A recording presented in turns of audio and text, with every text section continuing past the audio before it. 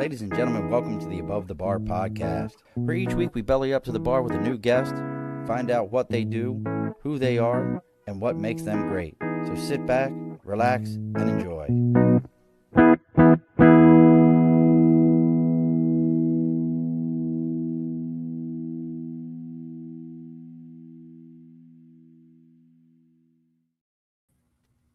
Alrighty, folks, welcome back to the Above the Bar podcast. It's your host, Sean. It's the last Wednesday in March, and as I'm getting ready for my new headphones, listen, folks, if I start fiddling with my ears, it's because after last week's show ended, my same headphones that I've used as of June will have been 6 years. I took them out of my ears and I sat them down and they fell apart. They've listened to that much of my crap that they couldn't handle it anymore. So to make sure somebody else could listen to my crap, we found somebody who's a buddy of mine that I've met through other networking things. I told you, Tim, there's no reasoning behind how I introduce people. It's just as whatever I come up with at this moment. So Tim is way cooler than me. I'm only have principal behind my name. He actually added or in front of my name, he has CEO. Chief Effectiveness Officer. That's where we're going to go with that one. I like that even better than Chief Executive. But Tim runs a local company here. They do some credit card processing, but their big core thing is actually they do payroll processing. It's called Recalibrate HCM. And Tim's going to be joining us talking about how do we pivot our careers from what we've been doing to maybe it's time for you to get into something else. So joining us all the way from parts unknown in the capital region. And Tim, I should have asked this before, so we're going to see if I screw up your last name, Mr. Tim Beadnell. Thanks, Sean. I appreciate it. It's Beadnell, but it's close. I debated that. I debated the bead, and I was like, nah, it's probably completely something different than what I think it is. So let's go with that. So, all right. So Tim and I are going to be talking about how do we pivot our careers to other positions. Is it worth it? I mean, sometimes it is. I honestly believe sometimes it is. Sometimes it isn't. You just sometimes need somebody to explain it to you. So real quick, before we get into all that, as always, folks, we got the big board over my right shoulder for Sticker and a Cause. You got something you believe in, something you're supporting, you want other people to know about. Make sure you reach out to us on Facebook, LinkedIn, YouTube, Twitter, Twitch, Instagram, TikTok. Our website is theabovethebarpodcast.com. Our email is theabovethebarpodcast@gmail.com. Reach out to us. Let us know what you got going on. And if you got a sticker, I'll give you the address and I'll read about you live here on the air. I left a sticker upstairs. I just thought about that. It is a place called the Awesome Card Shop in Las Vegas, Nevada. If you're into sports trading cards or anything like that, they are amazing. They do a box a day challenge. And they just added this thing called a subscription thing where they'll send you out a box. It's pretty awesome. I got some of my own cards sitting right here. This is a pretty good one. Lodestar. This is Victor I can't even. You want to talk about a named art? Victor Wembanyama. But I cannot never pronounce it. Wembanyama. Yeah, it's a tough one. Wembanyama. Yama. Because I know it's Yama at the end. So, and I like sports cards. But make sure you're checking them out. Great group of guys. A lot of fun. They have a really cool thing if you ever go to their shop where you can pay $20. You pick 3 tickets out of a bucket. But for each time you guess the number on the ticket, if you get it right, and it's 1 to 400, each time you get it right, you get another pull. But if you can guess all 3 tickets in a row, you get the entire showcase full of stuff and they just give it all to you. It's pretty awesome for $20. So make sure you're checking them guys out. We got to talk about the people that pay the bills around here, folks. And that's Budget Blinds of East Greenbush, Hudson, Coxsackie, Schoharie, Del Mar, and Clifton Park. North America's largest custom window treatment company, and everything from blinds, shades, shutters, drapery, even do window tint and security films. And they just added a new product company called CrimSafe, which does security door screens for the screen doors, for sliding doors, for windows. If you have a commercial space or your personal space, it's pretty neat, folks. If you ever get a chance, it's CrimSafe, CrimSafe. We got a couple days left here in the month of March. They're still running their buy 2, get 1 free sale. And as always, if you let them know that you're there to belly up to the bar, they're going to give you an additional 5%. So make sure you're reaching out to Budget Blinds of East Greenbush, Hudson, Coxsackie, Schoharie, Del Mar, and Clifton Park, your number one place for window treatments. All right, Tim, all the fun stuff is done. How are you doing, Tim? I'm doing great, man. It's great to be here on your show. I got to admit, first ever podcast. I've never done. Is it really? Yeah, I mean, first ever. So I'm popping my cherry with you, Sean. Look at that ruggedly handsome gentleman like you, and this is your first. I don't believe it. It's is that the line you use? Is that the line you use with everybody? Listen, this is my first time. Don't worry about it. I'm just learning. It's not, but it's it's my first podcast. But I know we're gonna have some fun tonight. Now that just brings up this question. So, first podcast, what were you thinking as you kind of were coming on here? What was your thoughts? I was just thinking I wanted the technology to work and get on. Once that works, I'm good. I don't mind. I know one of the number one fears for anybody, right, is public speaking. That's never been mine, right? I've always had a strength of public speaking. And then since we adapted to this virtual world, I was running a much larger organization. So I made 12 hours a day. I was on these video conferences for years. So I think you just get used to it. So usually as soon as the technology's working, the mic's working, you can see people, I'm good to go. So that was my only thought. I hope this works. It's funny you say that, because I have the exact same fear, and this is probably over 300-400 podcasts I've done, and I have the exact same fear of, please technology just work. Just work. I don't know what. So I gave a little bit of a background about your business. Did I hit it pretty well on nail on the head? Yeah, I mean, the core of what we do is it's outsourced payroll processing, HR software, anything from hire to retire, full suite. So if people have heard of big box companies like a Paychex, ADP, I mean, that's exactly what we do, except, real quick, I mean, I feel like in this industry, but a lot of industries, right, there's companies have really lost the personal touch. It's gone to AI chatbots as the first line of defense, outsourced call centers to India, Pakistan.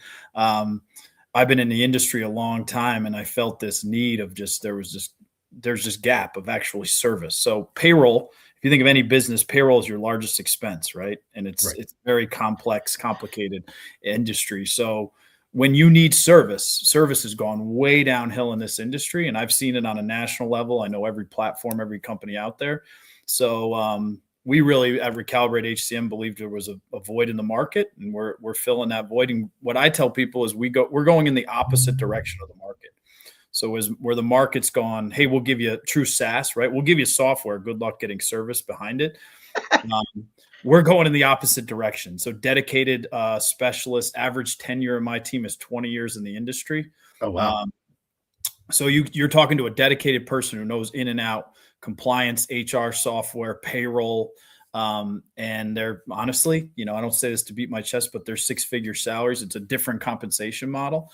So it's all been organic growth. We don't market and advertise, but what I've seen is the market is craving that because the service is bad and this has gone downhill in this industry. But honestly, Sean, I think it's a lot of industries, most industries. And think about your own personal life. Like, oh God, I can't call anybody anymore. I can't get a hold of anyone. I'm AI chatbots or call centers where people can't understand. And I personally, like, I'm not that old. I'll be 45 in May. Like, I get extremely frustrated because I don't have the time. Like, I'm the type who still wants to talk to a person. Mm-hmm. I built a company and created a company of kind of how I am in my personal life, right? It's funny you say that. And look, folks, if you're just joining us, you want to know more about what Tim's got going on or about this subject, you can drop it right in the comments here, or you can check him out on recalibratehcm.com. That's his company. And it's funny you say that about that more personalized touch. I think most people know I own the budget blinds that I advertise about. And I actually had somebody recently say to me, well, we haven't even looked at pricing. We you probably don't mind, or you probably, what'd she say? You probably hate those people that go online and purchase window treatments. I said, no, I love them. She was like, huh? I said, yeah, because you're going to screw it up. And she was like, what? I'm like, yeah, like this is what I do all day long. It's the only thing I do. I go in, I measure, I put it in. And even we, I wish I was perfect, but even we sometimes miss, a spot on a window that should have been a 16th of an inch. And guess what? In my world, a 16th of an inch can change everything. Yeah. And we might miss that. And I was like, could you imagine how much money those companies are making off of people who screwed up measurements completely? And once you've bought it, they're not taking it back. You just got to buy. And then you end up calling me and going, can you help me? And I go, no, I can come and measure properly and be responsible for everything. So I know exactly what you mean 100%.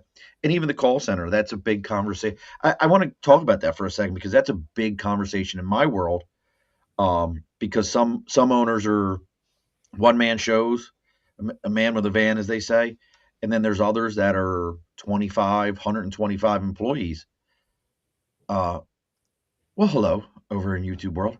Uh, and we talk about this all the time that some of them like, oh man, I love these virtual assistants, like where it's an AI assistant. And I'm like, how does that handle personal questions like, hey, what about this and what about that?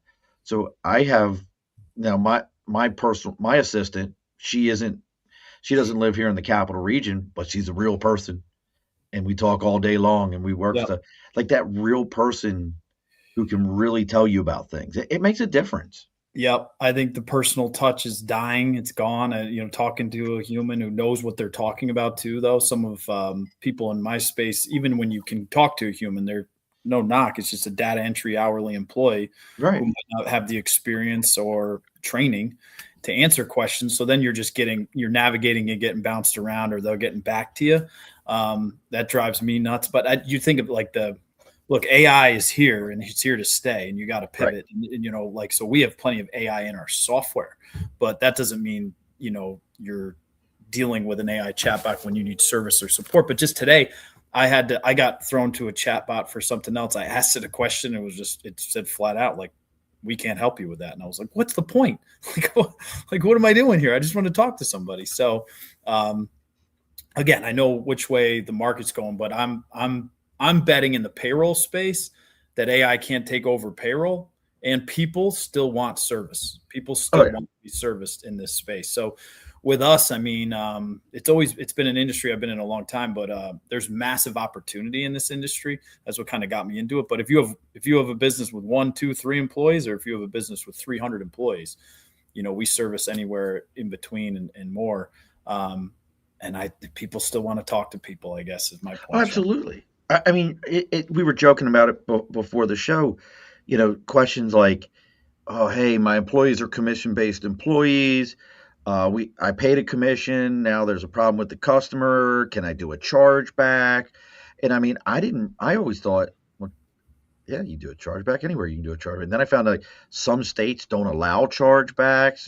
Well, how the hell does that work? Why are you playing in all these different things? If I can't talk to a real person who can explain it to me and pull the emotions out of it for me, that's tough for a guy like me, because I want to, what do you mean?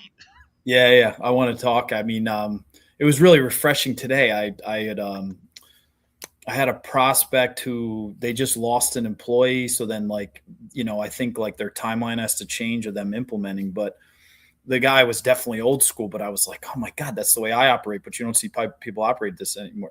He shot me an email. He's like, why don't we get on a call? And I'm like, perfect. You never see that anymore. You see people just want to go back and forth via email and nothing gets accomplished. We got on a call. He told me the whole story. He's like, hey, we lost our employee.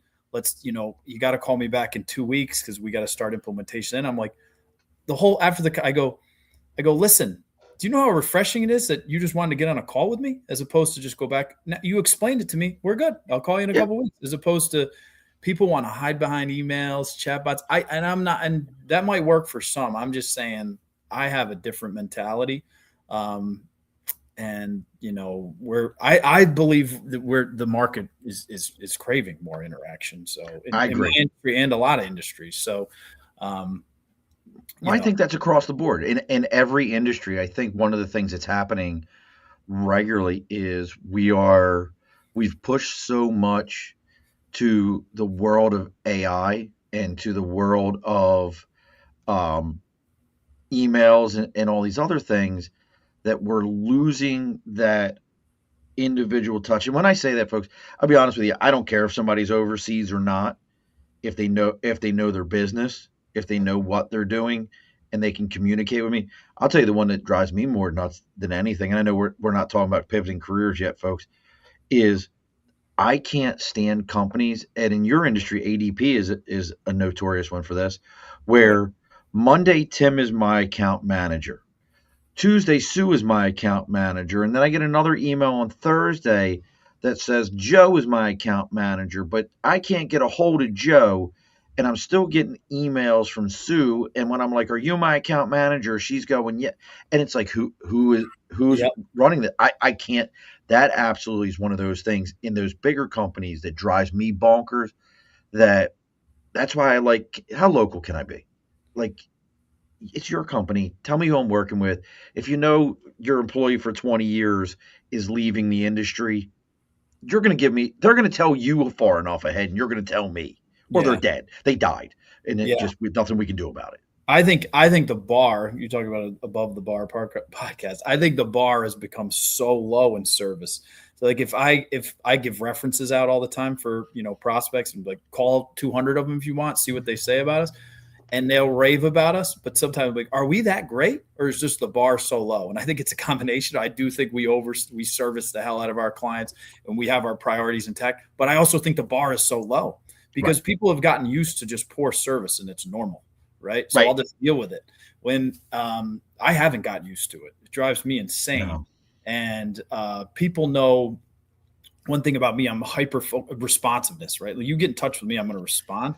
Like it's wild to me, right? Like I deal with people all the time. Like just today, I texted someone who was like, we had a conversation Thursday. You were supposed to get me something Friday. I'm being patient. It's now Wednesday. Like, but Right. that's normal. That's like normal. And in my world, like I would have got it to you Friday. Right. This we talked about. So, I think the bar is real low, man. I think it's become real low, and I think it's normal. And I don't know if I could do anything. I got two young boys, 11 and 9, and I'm trying to, teach them the opposite of mediocrity and the bar. Yeah, I don't know. Well, you have to, we have to. But that kind of feeds into my next question. So obviously you weren't born and handed a company. You built this thing. Were you in this space beforehand, or tell me, because a lot of people I think out there, um, post COVID, we kind of saw it a little bit more. Then there was this, well, shit, my COVID business of selling, custom knit socks is not really going to last anymore. And they went back to their real industries. And now I think some people are craving to make that pivot again, because we had that spell of, you probably saw it. I was in the staffing industry at the time, where it was like, oh, if you're at a company for longer than 2 years, you're wasting your time. But Yeah, employers like us, if you come to me and you've only got a year or two in every company and you got 10 years experience, so I'm going to be like, I don't want you. yeah, So what was it that brought you to your pivot, and where did you pivot from? yeah. I've had a couple pivots in my career, but the one in my industry, I actually had the opposite of where you used to get experience from a company 2-3 years and then go out, or 12, 14 months of people job hopping. I actually started as an entry level sales executive in the payroll industry at a former company. I then took a run of 12 years and ended up as the chief revenue officer, right? So head of Oh, sales, wow. chief revenue officer, every sort of frontline leadership to regional VP to the whole nine in a national payroll company. And so I did it it's one of the reasons, was I talented and I work hard? Probably, but I also stuck, right? I remember every single time I was getting recruited for another job, I ended up getting a promotion and staying. And was that the right decision or not? I think it worked out okay for me. There were times where I could have left for more money, this, that, and the other thing. But yeah, I was with a company, took a nice run. We were a very large privately owned payroll provider. What I found since COVID was all the large either took private equity money or publicly traded in this space. And that's when post-COVID service really went downhill. But I got out and we had a good exit, and 12-year run is a long run. Oh, But yeah. I was actually doing some consulting and I was doing some other things for a bit before, Recalibrate really, got full steam ahead. What I realized is I was running away from an industry where I was an expert. And all of a sudden I was like, light bulb, I go, what am I doing? Like I'm literally running from an industry where I'm an expert. So I jumped back 2 feet in this space, this payroll space, which is a very competitive industry. I can't even Sean. imagine. I can't even imagine. It's super competitive, but one thing that always attracted me, there's enough to go around for everyone to eat well. And meaning if you have one single employee and you got to pay them one way or another, because we do a lot more than just payroll and tax filing for outsourced payroll and tax filing, but the core is payroll. But it can, how are you finding candidates? How are you onboarding them? How are you, enrolling in benefits? How are you tracking their time and attendance solutions? There's a lot more performance management, learning management. There's all this human capital management is the buzzwords. That's why it's called Recalibrate HCM. But bottom line, it pulled me back in, and I've had a blast getting back in. I forgot how much I love the industry, but I was trying to make that pivot and do something else, and then I realized, like, wait, this is your background, your expertise. That was the second pivot in my career. I had another pivot earlier on, but I'll kind of turn it back to you because I just rambled for a bit. No, listen, I was enjoying the ramble because it gets my brain going. And Orchid said, it's a big promotion and job change. Good job. I was actually, as you were saying it, I guess I never when I think of a payroll company, I think of somebody that I gave you the hours that my people worked and you made sure that they got paid, which honestly, and you correct me if I'm wrong, I could do that over on QuickBooks and tell QuickBooks he makes $20 an hour, he worked 40 hours, $800, take the taxes out and give the thieves their money, which is the state and the federal government, give those scumbags, thieves, their money, and move on with it. But what you're talking about is absolutely completely different. I never thought about, like, hey, we're tracking hours, we're tracking check-in times, we're tracking clients, all this other stuff that I never even thought about. Yeah, and that is the core, and that's why a CPA will say, "Hey, you're an owner operator of an S corp, and you got to put yourselves on payroll." We'll do that, one employee. Just do payroll, and we do the tax filing work, and we take tax liability. But kind of full suite as you go more up market, there's a lot more. Payroll's just the core. It's from hire to retire. You're the employee life cycle. We have software and servicing that software at every part of the employee cycle. So you just think, how are you finding candidates right now, right? So applicant tracking software that's tied to 300 plus job boards of Indeed, Monster, all those things, right? Then when you choose the candidate, you electronically onboard them into the software. How are you tracking their time? How are you enrolling in benefits? How are you tracking their performance? How are they going through online courses, their HR file? All the way to, obviously paying them and even offboarding them. That is like human capital management, the full suite. But people just still, I thought about putting payroll into our name, right? Or, it's like, do people know what Recalibrate HCM is? And probably not. Mm-hmm. But I didn't also want to just be another just basic. Well, you're not a one trick. It's not a one trick pony kind of. Yeah, it's full suite. It's what we do. But I think we've grown very organically. But like in the capital region, I'm the only one actually selling myself because I have sales reps in different parts of the country. But most of the part, I've invested all of our money in operations, getting these top-notch people who actually service and touch the clients. But I think I'm having fun getting back out in market, and I think people see the passion behind it because there's no joke. I am who I am. I was presenting to this large group of CPAs like a week ago, and this one woman goes, "Well, you got to appreciate that Tim's just so direct." And she's like, "I kind of like it. It's refreshing." I'm like, "That's great, because you either like me or don't. You might not like me, but at least I'm direct." I get that same thing. Listen, you and I, that's probably why you and I get along, because I get the same thing where people are like, I have friends that are like, "Dude, you're," and then all of a sudden this random person like, "Fuck him." Like, why don't you like Murph? I don't know, something about that dude. Fuck him. And I'm like, and then they'll come to me and be like, "Dude, did you upset Joe?" And I'm like, I don't even know who Joe is. Like, yeah. Did I meet the guy? They're like, "Yeah, he's the guy that's been sitting next to you for 2 weeks." I'm like, "Sorry, man. I didn't know I upset you." Fuck you. I'm like, okay. I'm sure there's plenty of people who I know exactly what you mean, bro. I know exactly what you mean. Now, so in this pivot, though, I'm a firm believer. Like, some people are like, listen, folks, your parents lied to you. You can't be anything you want to be. You can't. Your parents lied to you. They just didn't want to hear you complain. I tell my children all the time, if you're going to tell me you're going to try something, please don't waste your time, because that just means you're starting to planning to fail.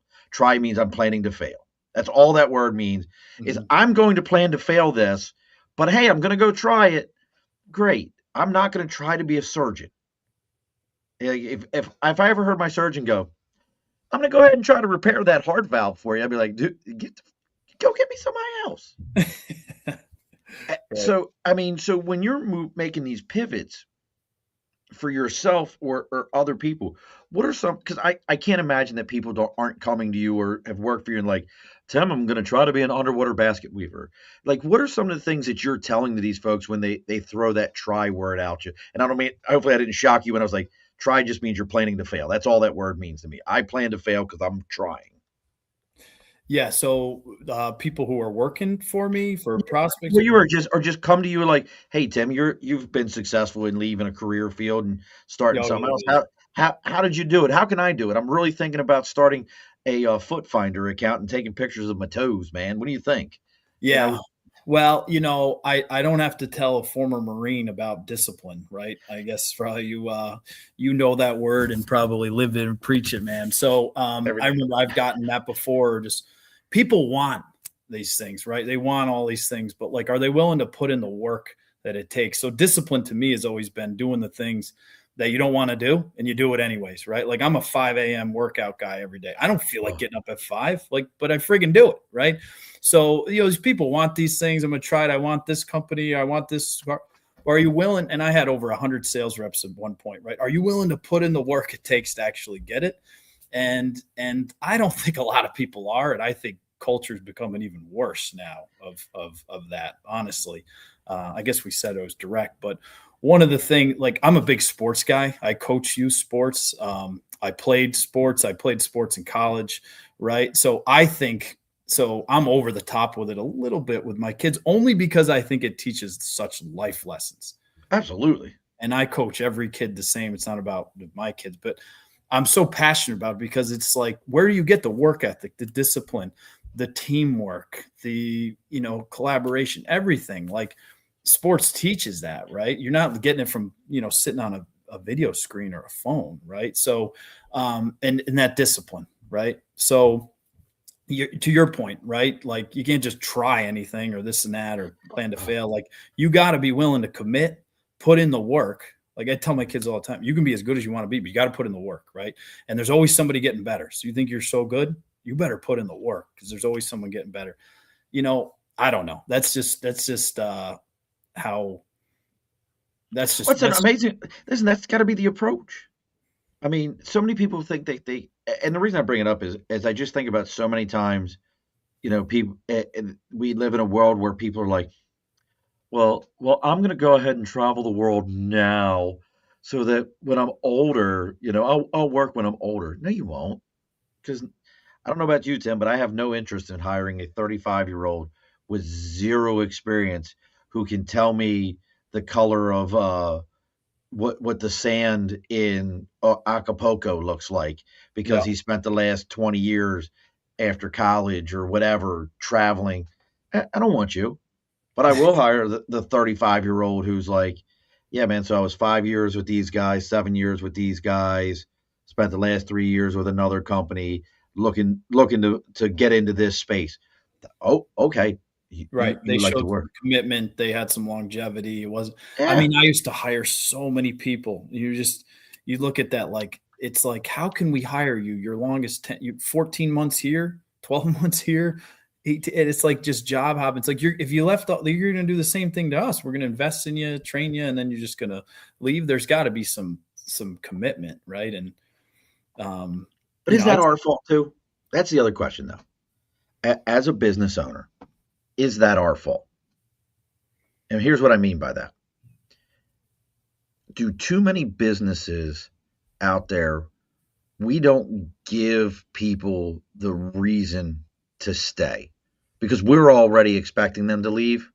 Yeah, I think that's a good point. I never looked there. Yeah, there's a lot of justification of why someone's hopping or leaving, for jobs, right? And maybe it was on the business, maybe it was on the culture, maybe they didn't promote somebody who deserves it, or someone else got it, or there was some sort of favoritism. I mean, I think you're probably right. That some of that is on the business.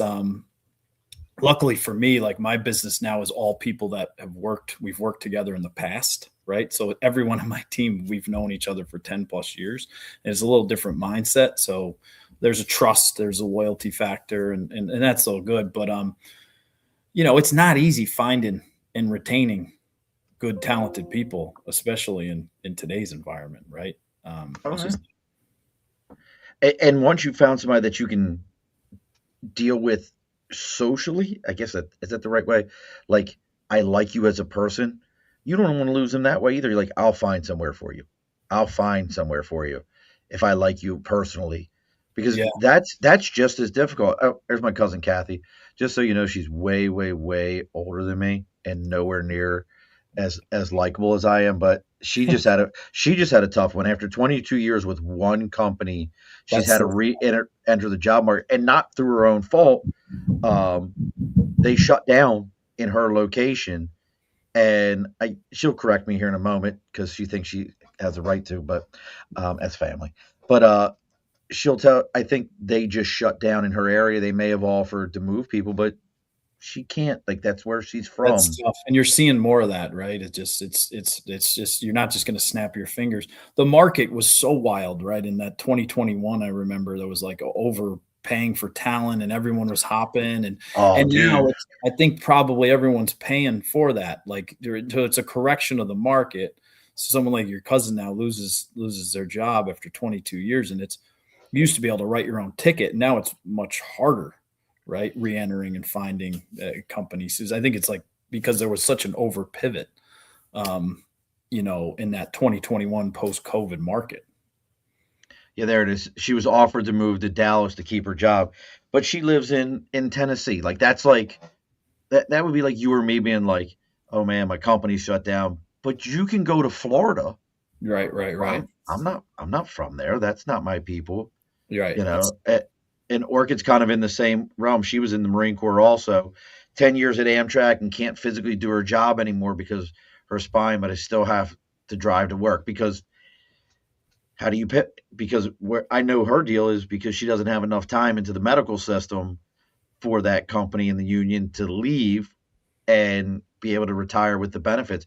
So in these kind of situations, for somebody who has had an exit strategy, done that whole deal, and we're going to talk about PEs in a minute because I have a 50-50 personal thing with PEs.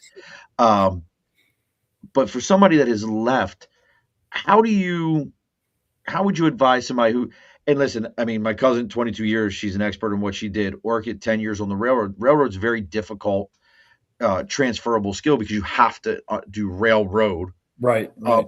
what are some of the things that you would advise for somebody if they're looking to make that shift to another field or walk away? What's some of the things you would tell them?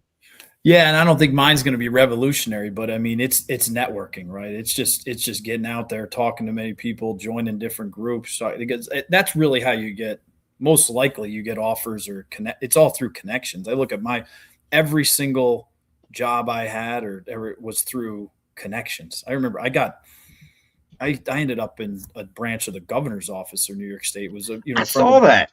yeah, well, I got appointed. It was appointed position, but it was through someone I met at the gym. You know what I mean? Like it's just like it's Dude, you just got great form when you're squatting, man. Would you like to go ahead and be the communications guy for the senator? that was it. That was it. No, but I mean, everything was all networking. I mean, I met. I started where I had the 12-year run of a former company.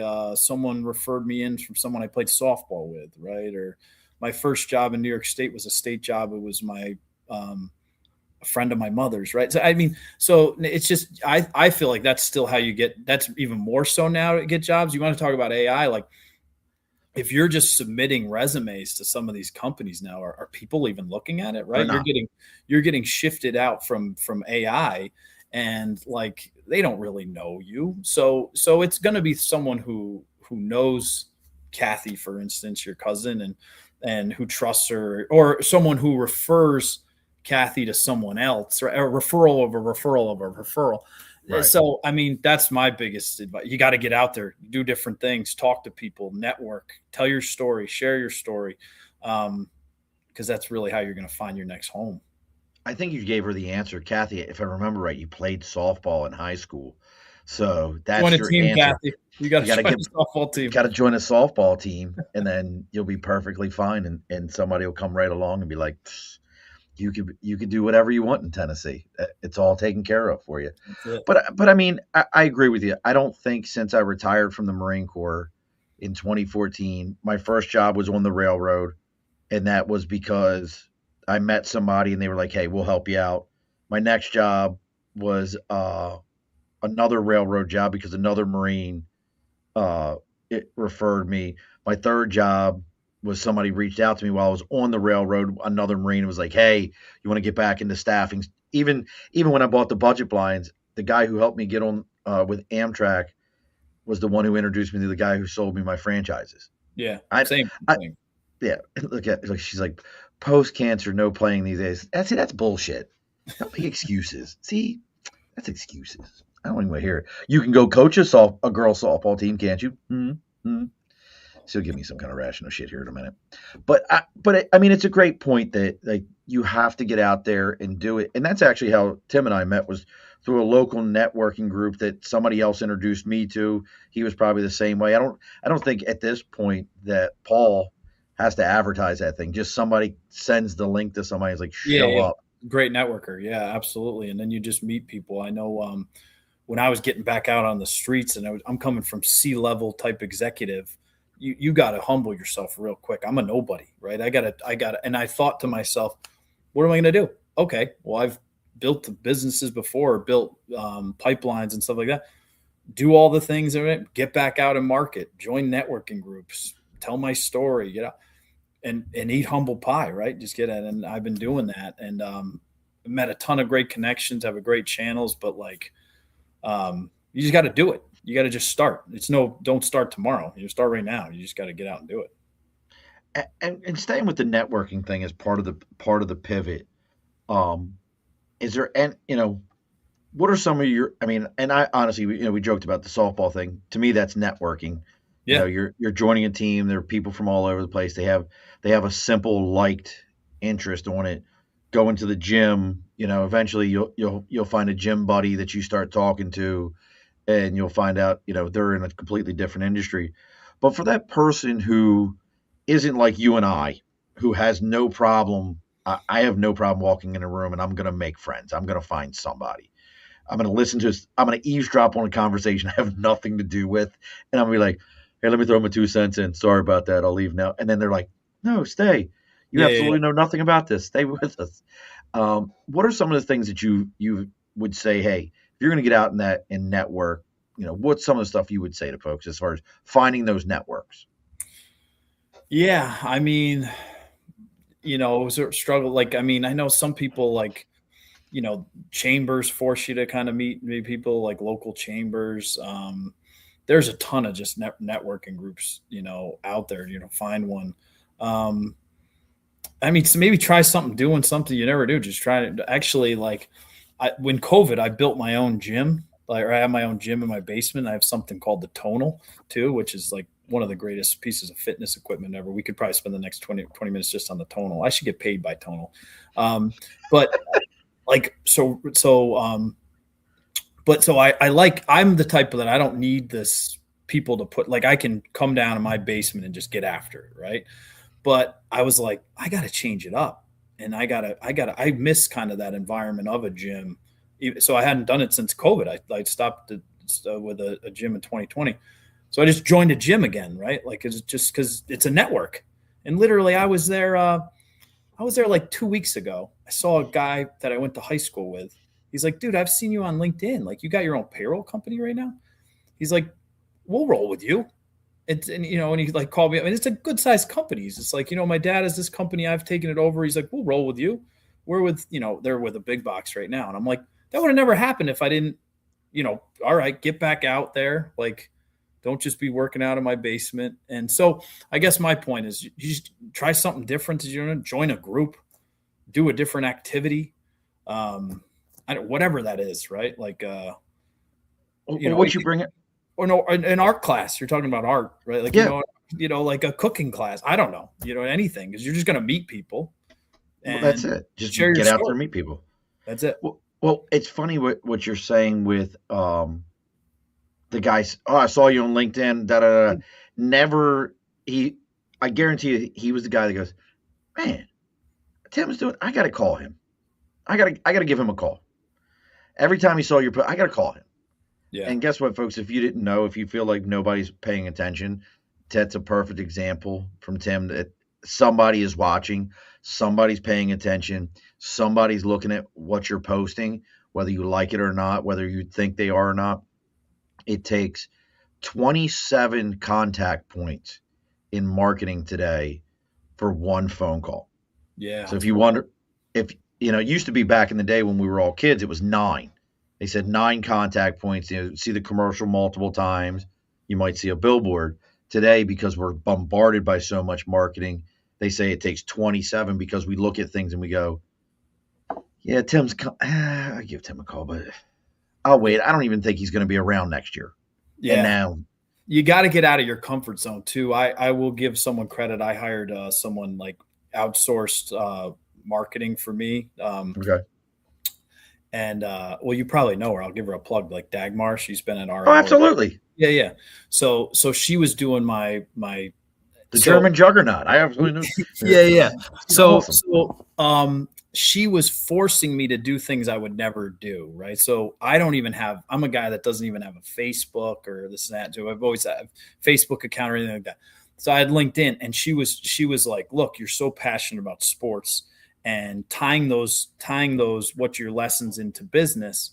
Like, let's do interviews of you on the football field, like when you're out, before coaching kids. I'm like, no way. Like, that sounds horrible. You're going to come before the game. Like, you know how worked up I am over 10-year-old football? Like, it's embarrassing. Like,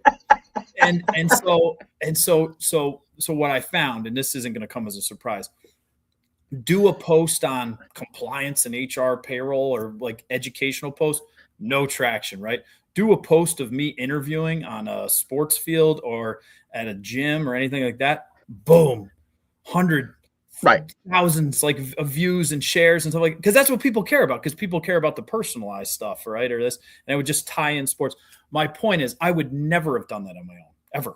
Like, totally not comfortable with it at all. She forced me out of my comfort zone, and then it gets traction and people like the story. And so, my share, you got to get out of your comfort zone too. Just do something that you normally wouldn't do.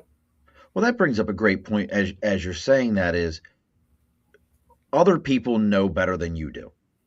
Realize that as much as you think you know yourself, other people know better. I know Dagmar. She's great. We've had several guests on through her. And she is, when I say bulldog, I mean in the most wonderful of ways. She's very direct, and I like that. She's tried to put me in place on my own show. You need to do this. I'm like, I'm not doing that, Dagmar. That's not how I run. You change that guest to another day. Dagmar, that's the day we're doing it, or they ain't doing it at all. Because she don't care. She's like, this is what's happening. I love her. She's absolutely, I love her. But yeah, I mean, finding that person that can help break you out of your comfort zone and get you going in that direction, which actually just came up today in a meeting I had. It's funny you talked about the field. We're going to start, I'm buying my installer a tripod for his cell phone so that when he's doing installs, he can take time-lapse videos.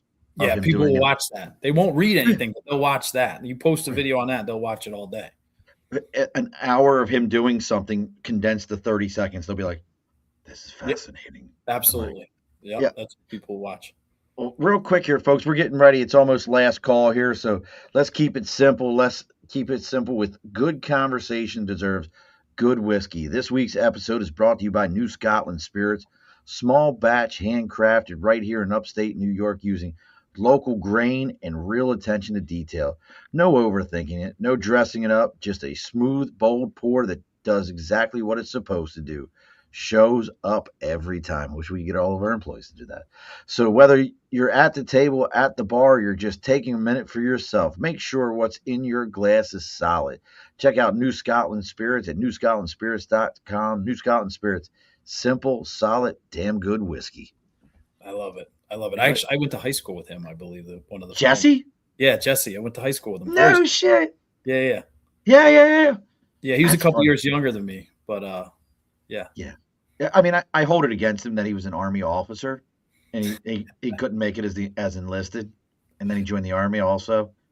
Like, I'll tell you funny about him. So I'd have to dig through to find out what episode it was. I mean, we're talking like somewhere around like the first 10 episodes. He was still in the army, and the first barrel. I don't even think the first barrel had been made yet Wow. of New Scotland. And here him and I are interviewing with one of his first partners, and we went through this whole thing. And the interview was him. He had just jumped because he was a JAG, but he was also, I can't remember if he was 101st or 82nd. He had just jumped and came right from jumping while still in uniform, sat at his office desk, and we did a full on show. Oh, nice. That's awesome. Yeah. Real quick here, Orchid said, if I hadn't come out of my studio and walked into chapter 2, coffee roasters, I wouldn't have my art up on the walls now. Listen, I think art's an interesting one that listen, guys, a lot of men think like, I'm too masculine to be an artist. Well, you ever heard of a guy Michelangelo, Leonardo, and listen, they're not Teenage Mutant Ninja Turtles. That's where most of that shit came from. It wasn't. We somehow have relegated that to a feminine thing, and I'll tell you right now, I got back into. Where are you at? Are you up in Clifton Park or where are you at? I'm in Guilderland. Yep. Guilderland. Yep. So out your way in Schenectady, my wife and I started going to an art studio out there called. I'll give them a plug. I believe it's Creation Studio or something like that. It's right over by the community college where the sketchiest Wendy's in the world is. You know where that real super sketchy Wendy's is in Schenectady? Yeah, my kids like trained with this guy at the Schenectady Armory, old Armory. So yeah. I know what you're talking about. Absolutely. I know exactly one. So right across the street from there is where that sketchy ass Wendy's is. Yeah, definitely. Right next to that is this ceramic studio. So we started doing it. I'll tell you right now, it's been one of the coolest ways to kind of meet new people that I would have never met. And as like one of the only dudes in the entire room, it's like, okay. And they're all like, and I'm making things like D&D dice towers to drop like dice into to play games. Like, they're like, what is that? I'm like, oh, it's a dice tower. What's that? I'm like, oh, instead of rolling the dice, you drop the dice in there and it randomly just comes out. And they're like, oh, that's so creative. I never would have. I'm like, yeah. I'm like, I'm a giant nerd. I don't give a shit. But like my dice tower, dude, I made another one. It was a dice wall, so like you can throw the dice into. But instead of just being like a box, it looks like a blown up side of a building. Like mine are completely whacked out. They're like, what's wrong with this guy? I did a workshop for PTSD vets painting, and the men were the most. I'm telling you, we love men. Just too many men think like being creative is like, I'm not going to be creative, dude. Listen to me. Go be creative. Get it out of you, and then just punch somebody in the forehead afterwards. It's fine. Don't worry about it. Like create something and be like, I feel like a man now. I need to punch something. You'll be fine. So what's some of the things that you've got going on now, Tim? I know, and hey, folks, remember Tim said this is his first ever podcast. So if you got questions for him, you need to go ahead and get them all out now, because this is the only time that you're ever going to say that you had Tim Beadnell on a show for the first time. All the rest of them are just sloppy seconds after this. So that's it. If you have questions for him, let me know right now. So, but what's some of the other stuff that you've got going on that's coming up? Company wise, or in general, company wise, Well, I made my life pretty simple these days. It's having fun with this company, getting our message out, getting that, just getting the word out. It's just telling the story. It's been all organic, right? There hasn't been this big marketing or advertise. But other than that, I mean, my kids' sports and my family. Well, I told you, if you got average tenure is 20 years in the payroll industry. So my people. She ran a call center, if I remember right. She ran a call center. Well, maybe we should talk, even though you're just kidding. She's in Tennessee, so I mean, she doesn't speak English. Yeah, we have employees all through. I just went out and hired we have employees throughout the country. So where you live, I just hired somebody in Nebraska, but it's someone we know and trust. So, where you live doesn't matter as much these days. But Yeah, no, just company, and then obviously family. My kids we're pretty into, like I've mentioned, sports, and we have travel sports, and I look at people like, what else is there time for, right? Like, I mean, it's my family and building a company I'm proud of. There's not much time for anything else. So my Oh life is, shit. Oh shit. she's hitting me. She's giving me the Hold push. on, Cat. Listen, that's your wheelhouse, isn't it?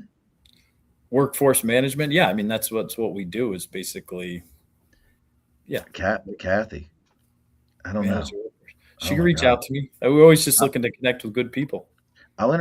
Listen, but you may need a translator because when her mom, my aunt Pearl calls, where's your mom at?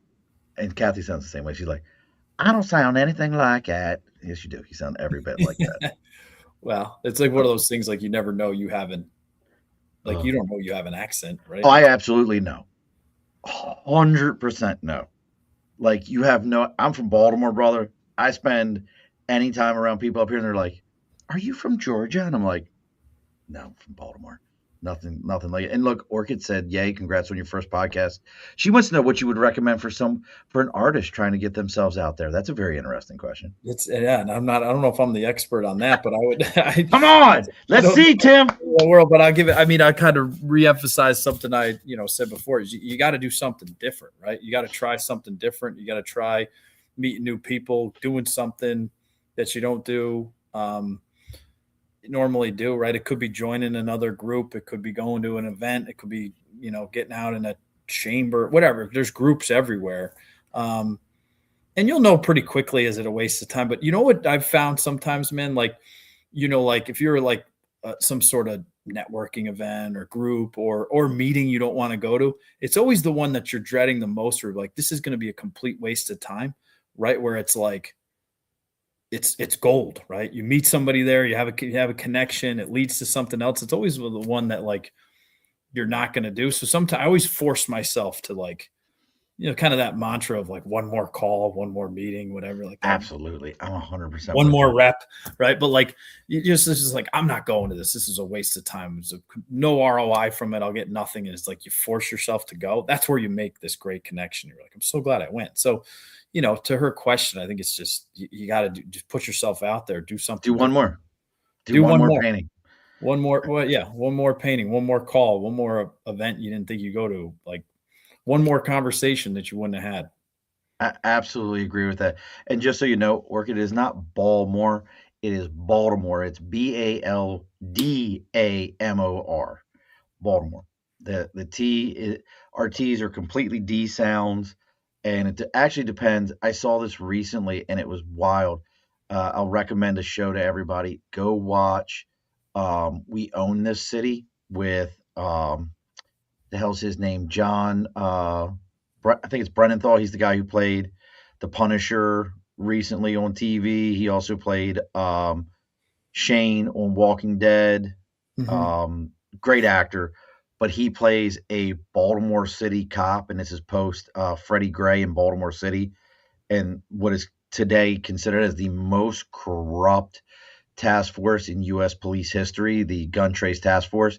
He led it. They would rob drug dealers and all these other folks all the time. Well, you must have watched The Wire back in the day. I watched The Wire, and The Wire I was good up until season 5, and then it jumped the shark for me. Yeah, it did get a little while. I remember that. And that's, we're going back a while, but I remember first Yeah. couple seasons were like hooked, and Oh, then it was like, wait, what am I watching?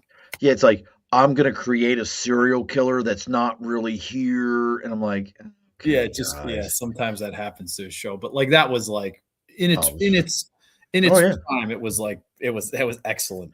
And, I mean, look at the people that were on the cast. If you go back and look at the cast of that show, you're like, wow, this is Yeah, wild. yeah, I'm people. telling you, Orchid, no, you could have been a conductor on Mark all you want.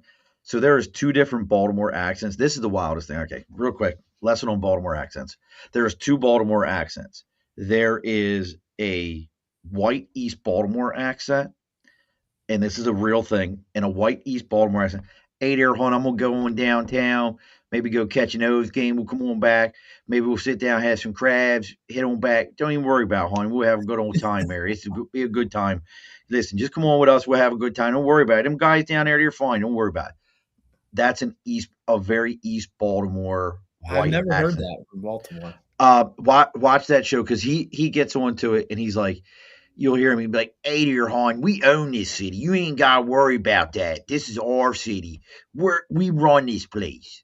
And that's a real, like I had my aunt's father. That's exactly what he sounded like. And if I spend any time back home, it comes back like Oh, real quick. hard. Like, Yeah. oh, dude, I fall right back. Like I can sit. I went to a wedding recently for one of my closest friends, and while sitting there, there was like a whole table, and we were all from the same neighborhood, and I could feel my lips kind of like, you're back now. You will speak our language, and it just happened. But if you go into like West Baltimore or areas like that, there's a different black accent, and it's more like they use like terms like "hey dear dummy," "hey dummy," and they're constantly that's like a big thing. There's a video of a guy, and they tell him to say "Aaron, iron, and iron, earn," and I'm over pronunciating it right now, and you hear the guy go "Aaron, iron, iron, earn," and it's all the words are different words, but because of the accent, it all just sounds like Yeah, it sounds the same. So Baltimore's weird, like, but I love it, man. There's no Well, it's like home. but you know what? It's a cult. I follow a Facebook page called Maryland is a Cult. 100% it is a cult. Yeah. It is like if you go down there, it actually was recently ranked as the happiest state in America. No kidding. Yep. You get no better. By this, I bet you, let's see, it's March. By mid next month, you could probably walk around in flip flops. The Yeah. weather's great. You can Yeah. go The to the weather's shore. definitely better. I mean, winters, obviously. Yeah, but you can go, but you still get winter, you still get snow. I can go to the Eastern Shore, hang out on the Eastern Shore, and drive back the next day. And if I keep driving through Baltimore and drive 2 more hours, I can be in the mountains. And you have it all right there. I can go. DC's 45 minutes away, so if I Right. wanted to go do that, I'm right there. But if I want like city life and doing all those things, I got all of Baltimore City. And just so you know, Baltimore is not part of the DMV, which is Delaware, Maryland, Virginia. Baltimore is not part of the DMV. That's a Yeah. big that's a big thing. I don't know why we got onto this subject. I have no idea. It's completely a left. That's why I told you, man. We make all kinds of left turns on this thing. That's not. That's what makes it fun. It is. And listen, I mean, and we're down to just a little bit of brown liquor here. So if people want to get a hold of your brother, want to talk to you, how are they going to do that?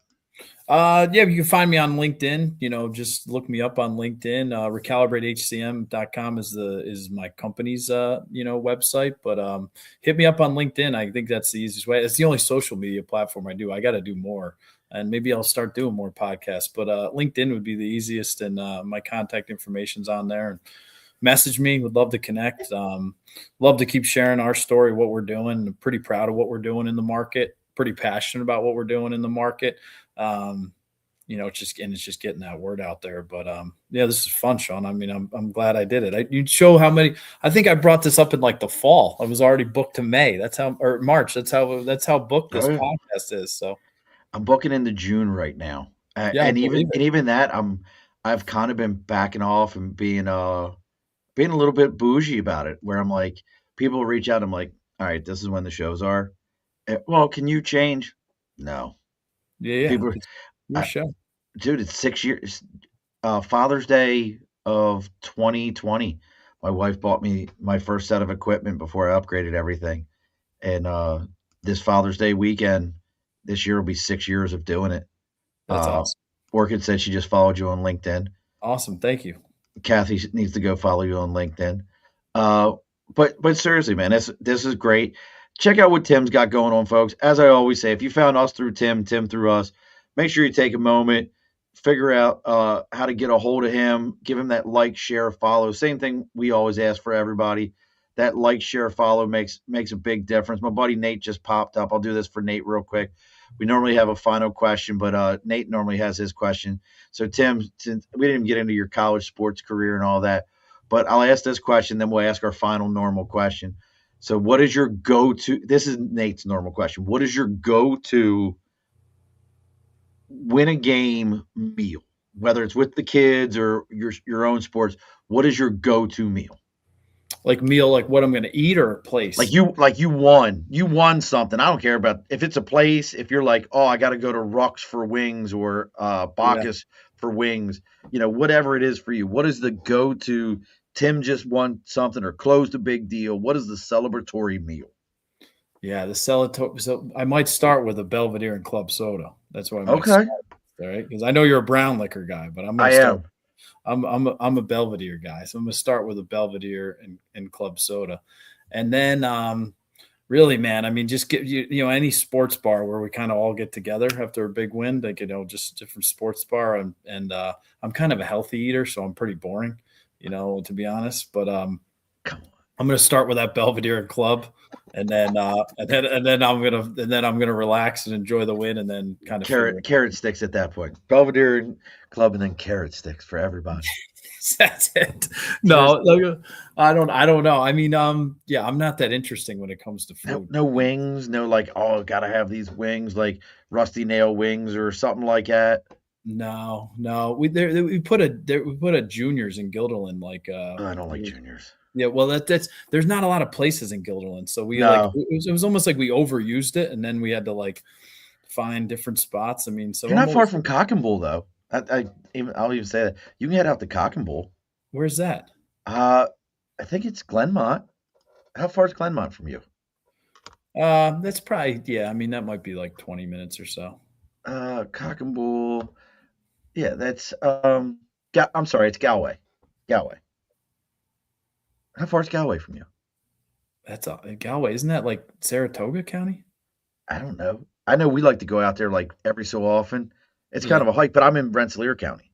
Yeah. So it's completely random conversation, folks. It means nothing to anyone who's listening right now. Yeah. But I'll tell you want a good meal. I just had it pop up on my thing. It said it's 51 minutes from me. So it's got to only be like 20, 30 minutes from you. Probably, yeah. Because I'm in Rensselaer, or outside of Troy, excuse me.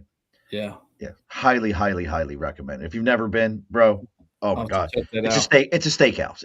Good steakhouse, like old school legit steakhouse. Like if you're like, hey, I would like you to wipe its nose and clean its ass and put it on my plate, they'll serve it to you that way. If that's how you want it. Yeah, definitely. So again, folks, and now we got to ask the final question here, Tim.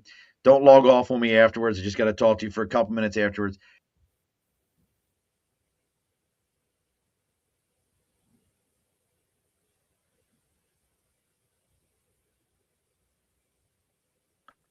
Well, that was wild. I didn't even want to do that. I don't even know.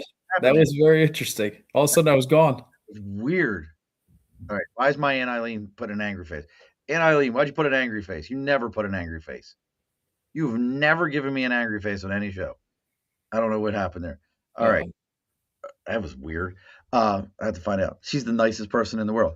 She teaches me horticulture. So back to this question. So the guest always gets the final word, brother. What's the final word tonight? Final word? Is it one word or just a whatever you want? It's yours. You get the last word. All right. I'm gonna say I think Sean will appreciate it. Because we talked about wanting things, this and that, and you get a job. My final word, I'm gonna keep it just one word, and that's discipline. I think it's lacking today, man. Former Marine, you know it. Discipline. Alrighty, folks. Be sure to push your stool in. This has been a Second Front podcast presentation found on Apple, Spotify, and wherever podcasts can be found.